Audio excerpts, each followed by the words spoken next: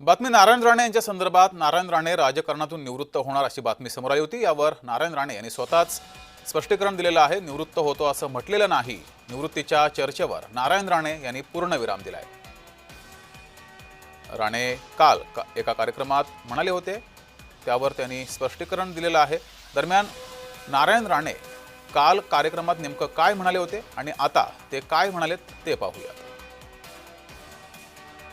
थांबायला पाहिजे बाबा, असं नाहीये की काम करत राहावं। शेवटी शरीर आहे ना, माणसाला वाटतं तर थांबायला पाहिजे। आता दोन्ही चिरंजीव कार्यरत झाल्यावर कोणतरी व्यवसाय पण पाहायला पाहिजे। वाक्य माझं नीट बघा, माझं वाक्य असं जे चाललं, जर मी रिझल्ट लोकांना देऊ शकलो नाही तर माझ्या ह्या पदांचा उपयोग काय, मग मी विचार करेन असं वाक्य।